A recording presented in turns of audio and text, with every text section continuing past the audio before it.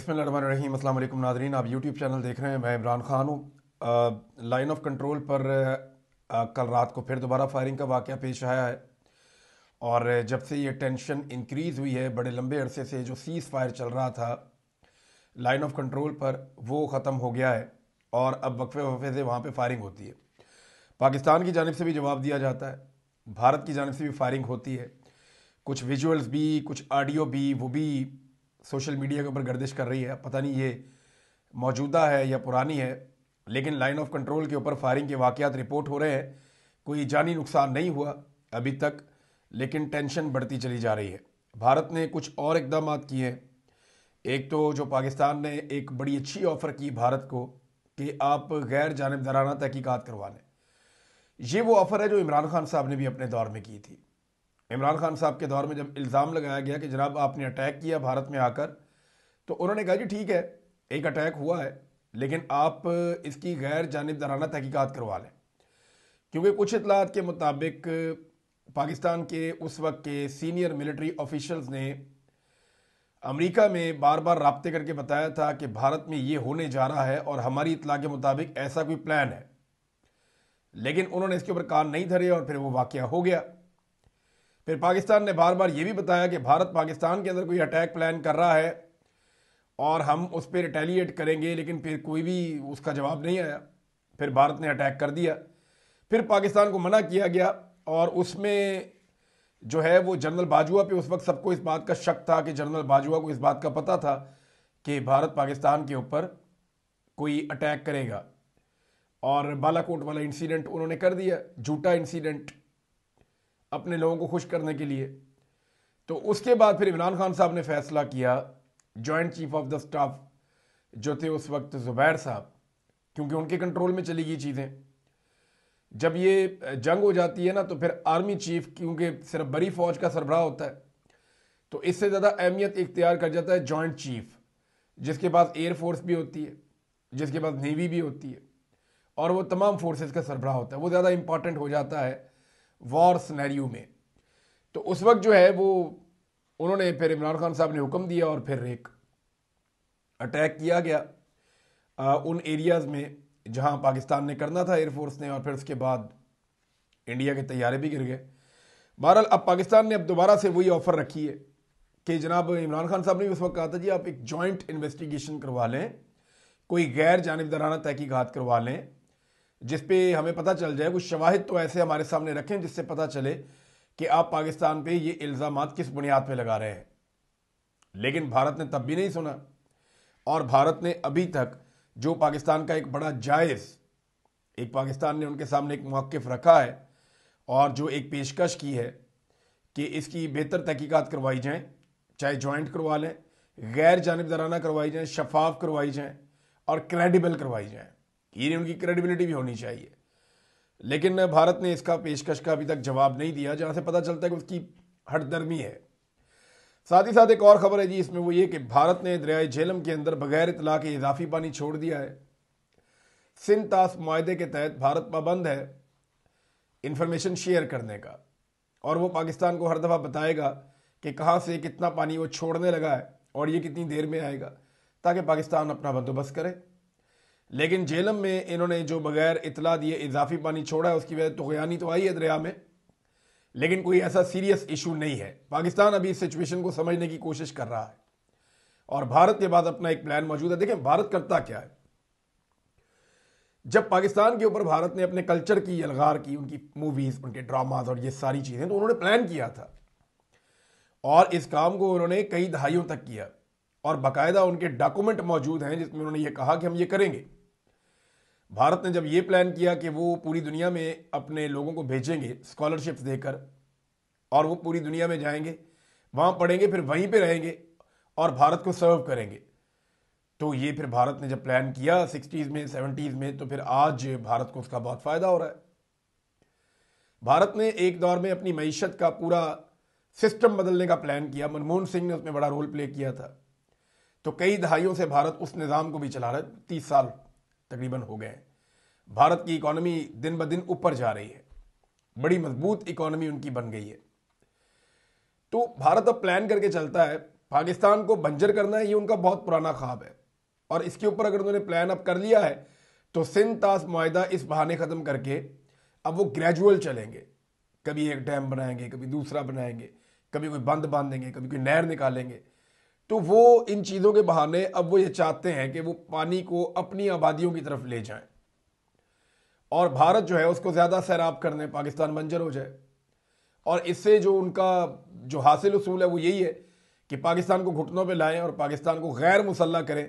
भारत के ऊपर जो एक खतरा है वो हमेशा के लिए टल जाए। वो पाकिस्तान को अपने लिए खतरा समझता है, भारत भी और इसराइल भी अपने लिए खतरा पाकिस्तान को समझता है। लगे पाकिस्तान जो है वो अभी इस सिचुएशन में जो हमारी इकोनॉमी की सूरत हाल है या जो कुछ हमारे मुल्क में हो रहा है, इसमें तो कोई सोचे भी ना इस बारे में। बहरहाल ख्वाजा आसिफ साहब वाला बयान जो है नादरीन, वो इतना भारतीय मीडिया सारा मिलकर पाकिस्तान के खिलाफ प्रोपेगेंडा नहीं कर सका या इतना डैमेज नहीं कर सका जितना ख्वाजा आसिफ का एक स्टेटमेंट डैमेज कर गया और भारतीय मीडिया से भी सबकत ले गया।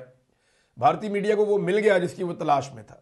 वो बड़ी कोशिश कर रहे थे, छोटी छोटी चीज़ नोट कर रहे थे, लेकिन ख्वाजा आसिफ के स्टेटमेंट के बाद उन्होंने धड़ाधड़ सारे इल्ज़ाम पाकिस्तान के ऊपर डाले। फ़र्ज़ करें अगर ये स्टेटमेंट इमरान खान ने दिया होता या पाकिस्तान तहरीक इंसाफ के किसी रहनुमा ने दिया होता तो क्या होता? तो तब ये होना था कि गला फाड़ किस्म की ट्रांसमिशन होनी थी पाकिस्तान के टीवी चैनल पे, पूरे मुल्क में रोला पड़ जाना था, गद्दारियों के और बगावतों के जो है वो सर्टिफिकेट्स बांट दिए जाते और फार्म 47 वाले जो हैं उनको तो सारा कुछ ही माफ़ है। ये ख्वाजा साहब करें तो कोई बात नहीं है। अब सिचुएशन ये है कि नरेंद्र मोदी के बयानात पाकिस्तान के मीडिया में चलाए जाते हैं, वो पाकिस्तान को धमकियां लगाते हैं, बयानात चलते हैं। भारतीय मीडिया पाकिस्तान को धमकियां लगाता है, बयानात चलते हैं टीवी पे। भारत जो कुछ इस वक्त पाकिस्तान के खिलाफ कर रहा है वो सारी चीज़ें पाकिस्तान के टीवी चैनल्स पे चलाई जा रही हैं।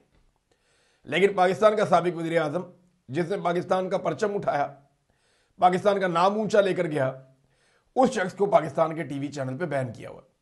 जिसने भारत को मुंह तोड़ जवाब भी दिया था, उस आदमी को पाकिस्तान के तमाम टीवी चैनल्स पे बैन किया हुआ है। यानी जावेद हाशमी साहब ने इसके बारे में एक बड़ा सवाल भी उठाया कि जनाब ये क्या भारत से बड़ा दुश्मन है इमरान खान? जावेद हाशमी साहब ने क्या कहा ये मैं आपको पढ़ के सुनाता हूँ, बड़ा इंटरेस्टिंग है। वो कहते हैं फौज को चाहिए था जिस दिन हमला हुआ था उसी दिन इमरान खान को जेल से बाहर निकालकर उसकी राय लेते और उसे फैसले में शामिल करते। अलमिया यह है कि अब तक उसकी बहनों को भी उसे नहीं मिलने दिया जा रहा। ये इंडिया से बड़ा दुश्मन इमरान खान को समझते हैं। देखिए ये क्यों है? मोदी पाकिस्तान के टीवी पे चल सकता है, उसका नाम चल सकता है, उसकी शक्ल चल सकती है, मोदी के बारे में आप बात कर सकते हैं, मोदी का बयान चला सकते हैं, इमरान खान का आप नहीं चला सकते। रीज़न क्या है? ये जरा रीज़न आप समझें कि मोदी किसी का कारोबार तबाह नहीं करता, वो पाकिस्तान को तबाह करने की बात करता है और इमरान खान पाकिस्तान को तबाही से बचाने की बात करता है। मोदी को पाकिस्तान की फ़ौज का जो सियासत में किरदार है उससे कोई लेना देना नहीं है और फ़ौज का मुल्क चलाने का जो है एक तरीकाकार उससे भी कोई लेना देना नहीं है। लेकिन इमरान खान को यह मसला है, मोदी पाकिस्तान पर हमलावर होता है जबकि इमरान खान एस्टेब्लिशमेंट के खिलाफ है, लिहाजा मोदी चलेगा टीवी पे, इमरान खान नहीं चलेगा। मोदी पाकिस्तान का पानी रोकना चाहता है, इमरान खान पाकिस्तान में एस्टेब्लिशमेंट की इजारादारी रोकना चाहता है, तो मोदी चलेगा टीवी पे, इमरान खान नहीं चलेगा। मोदी से पाकिस्तान का वजूद बर्दाश्त नहीं हो रहा जबकि इमरान खान जो है वो पाकिस्तानियों को उनका हक दिलाना चाहता है, तो मोदी चलेगा पाकिस्तान के टीवी पे, इमरान खान नहीं चलेगा। मोदी पाकिस्तानियों की आज़ादी के खिलाफ है जबकि इमरान खान पाकिस्तानियों को हकीकी आज़ादी दिलाने के लिए जेल में बैठा है, तो मोदी चलेगा पाकिस्तान के टीवी पे, इमरान खान नहीं चलेगा। ये जो फैसला साथ है ना, उन्हें सोचना पड़ेगा कि क्या वो पाकिस्तान के हक में ठीक फैसले कर रहे हैं। और इस वक्त ये जो कुछ भी हो रहा है ना इंडिया और पाकिस्तान के बीच में, इसमें जितने समझदार लोग हैं वो ये कह रहे हैं कोई जंग नहीं होनी। वो इस सारे को नूरा कुश्ती कह रहे हैं कि भारत ने अपना कोई किसी बहाने, उन्होंने सिंध ताश का मुआहिदा मुअत्तल करके अपने नए प्रोजेक्ट की लॉन्चिंग करनी थी और उन्होंने पाकिस्तान का पानी रोकने की तरफ जाना था और पाकिस्तान को इसमें वो कह रहे हैं ये फायदा हो रहा है। कुछ लोग ये कह रहे हैं कि नंबर एक मोदी को मकबूलियत मिल जाएगी इंडिया में और पाकिस्तान के अंदर जो फौज और अवाम के अंदर दूरियां हैं वो शायद इससे कम हो जाएंगी। आसिम मुनीर साहब की इमेज बिल्डिंग हो जाएगी ये जंग जैसी सूरत हाल में। लेकिन जितने सियाने लोग हैं वो कहते हैं जंग कोई नहीं होनी, जंग नहीं होनी। और जंग इसलिए नहीं होनी कि छोटी लड़ाई इंडिया को वारा नहीं खाती और बड़ी लंबी लड़ाई पाकिस्तान को वारा नहीं खाती।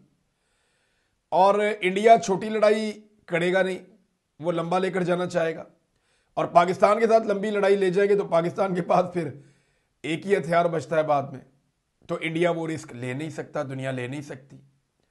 तो ये बड़े अजीबोगरीब सिचुएशन है। दोनों एटमी मुल्क हैं, जब तक पाकिस्तान के पास एटम बम है तब तक तो ये नहीं हो सकता। अब आर्मी चीफ साहब की जो इमेज बिल्डिंग है वो कैसे होगी, इसके बारे में मैं आपको एक चीज दिखाता हूं। ये आप खोल लें ISPR का यूट्यूब चैनल जो ऑफिशियल है, वहां पे मैंने आपको दिखाया था। अभी जो लेटेस्ट है वो मैं खोल के देख लेता हूं कि इस वक्त जब मैं वीडियो रिकॉर्ड कर रहा हूं तो सिचुएशन क्या है।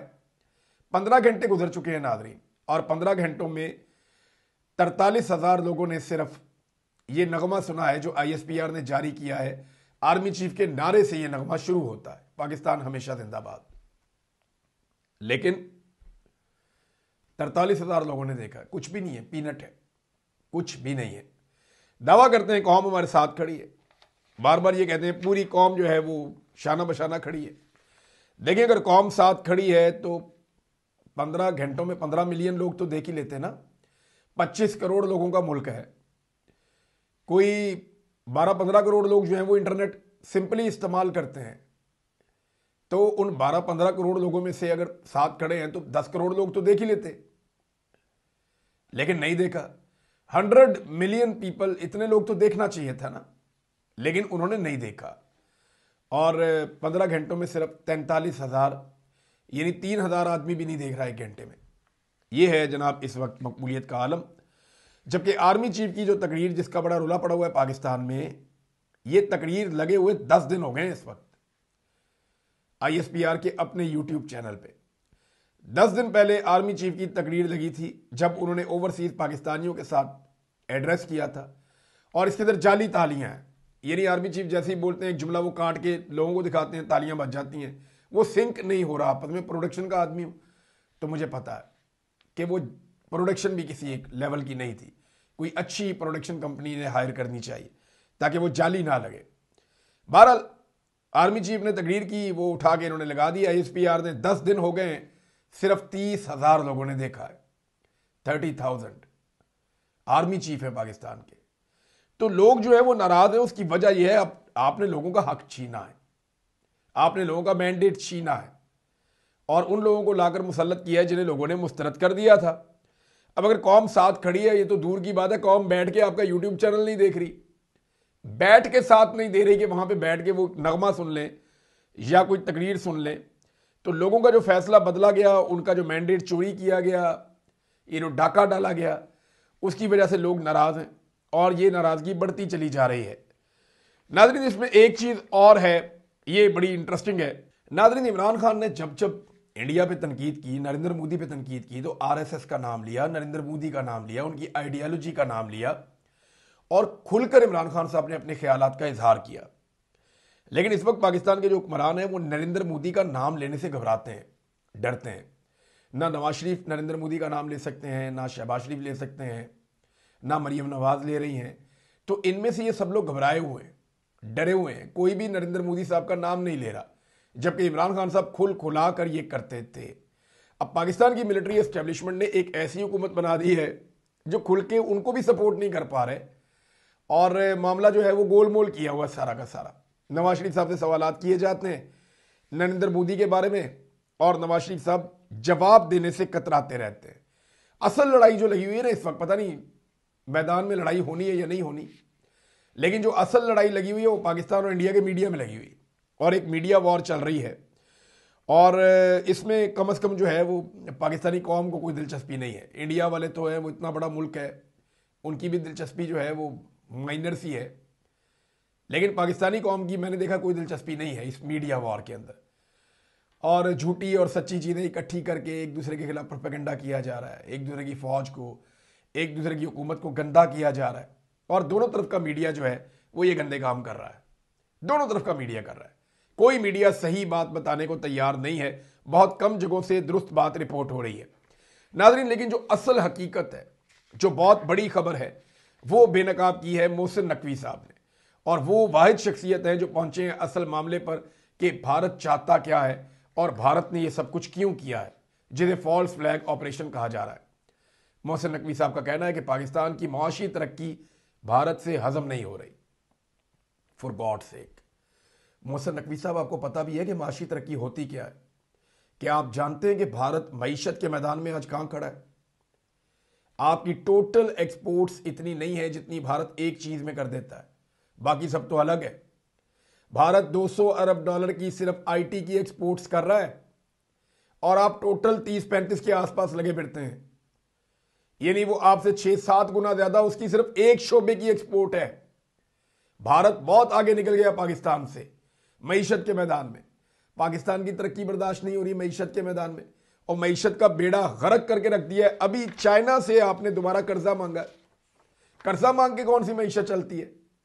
एक तरफ आप कहते हैं मईशत तरक्की कर रही, पाकिस्तान आगे जा रहा है। अभी चाइना से मजीद 1.4 अरब डॉलर्स मांग लिए हैं और कहते हैं जनाब कि मईशत बेहतर करें। धड़ाधड़ कर्जे ले रही है ये हुकूमत और मईशत को डबो रही है, क्योंकि कर्जे मईशत को डबोते हैं और कर्जे लिए बगैर गुजारा भी नहीं है।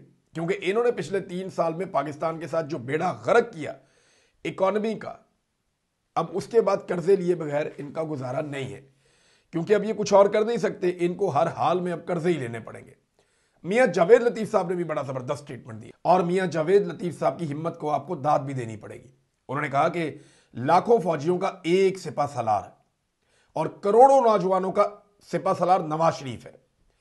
फौज के सिपा सलार की बारी बाद में आएगी, पहले कौम का सिपा सलार नवाज शरीफ दुश्मन को ललकारेगा। कब मियां साहब, कब? मियां साहब को हल्की हल्की गेंदें कराई हैं लंदन में साफियों ने कि मियां साहब इंडिया ये कह रहा है, मियां साहब वो पानी बंद कर रहे हैं, मियां साहब वो धमकियां लगा रहे हैं। हल्की हल्की गेंदें करवाई, कोई सख्त सवाल भी नहीं किया। मियां साहब ने वहां पे मुंह नहीं खोला और ऐसे बन गए जैसे ना उन्हें आवाज आती है, ना उन्हें सुनाई देता है, ना उन्हें दिखाई देता है, और चुप करके बैठ के नीवे होकर निकल गए मियां साहब। बात ही कोई नहीं की उन्होंने। तो मियां जावेद लतीफ साहब, आपकी ख्वाहिश हो सकती है कि मियां साहब ये करेंगे कि सिपा सलार बन के ललकारेंगे। अगर वो करोड़ों नौजवानों के सिपा सलार होते तो क्या यास्मीन राशिद साहिबा को कैंसर के बावजूद उन्हें ऑक्सीजन लगती है रोजाना रात को, 70 साल से ज्यादा उनकी उम्र है, नवाज शरीफ को उन्हें जेल में रखना पड़ता, नवाज शरीफ की बेटी को उन्हें जेल में रखना पड़ता कि ये बाहर आएंगी तो हमें एक्सपोज कर देंगी, क्योंकि उन्होंने नवाज शरीफ को शिकस्त दी और बदतरीन शिकस्त दी है। नवाज शरीफ ने जितने वोट लिए उससे दुगने वोट उन्होंने लिए हैं।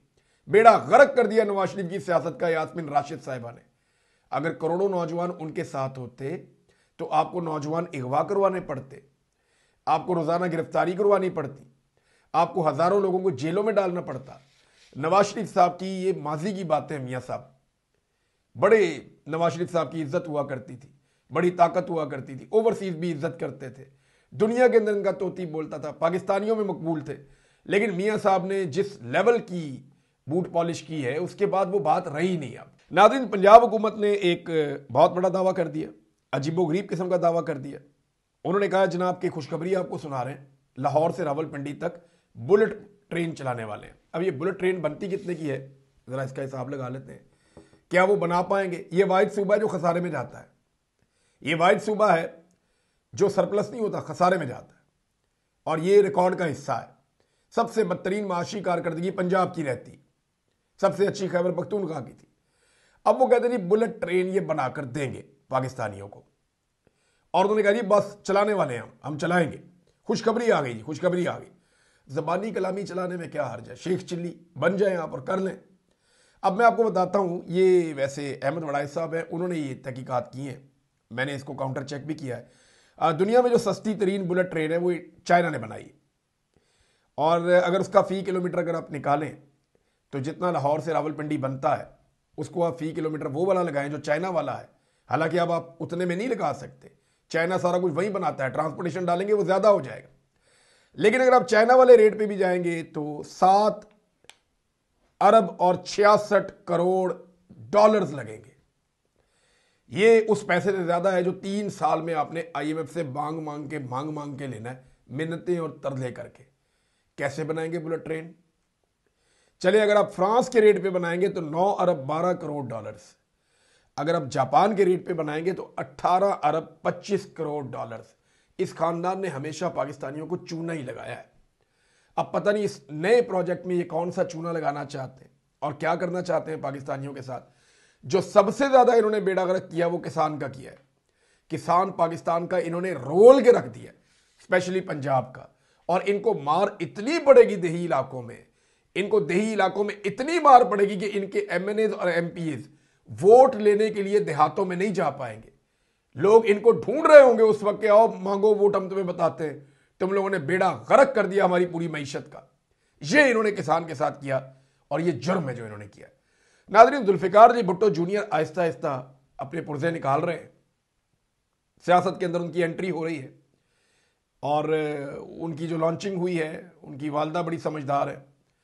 और क्योंकि वो असल में भुट्टो ख़ानदान है, जुल्फिकार भुट्टो का पोता है, मुर्तज़ा भुट्टो का बेटा है, दोनों शहीद हो गए थे, तो एक्चुअली तो वो वारिस है अगर वरासत में जाना है तो। बिलावल क्योंकि जरदारी है, वो फैमिली जरदारी, तो मुझे लगता है भुट्टोज और जरदारियों का मुकाबला चलने वाला है। तो जो जुल्फिकार भुट्टो जूनियर है, उसने तकरीर कर रहा था और करते करते सिंध में वहां अचानक उसने इमरान खान का नाम लिया और उसने कहा जनाब कि मैं इमरान खान का भी हूं, इमरान खान तो हमारा भी है, इमरान खान हमारा है। और उसके बाद पूरे पंडाल के अंदर रोला पड़ गया।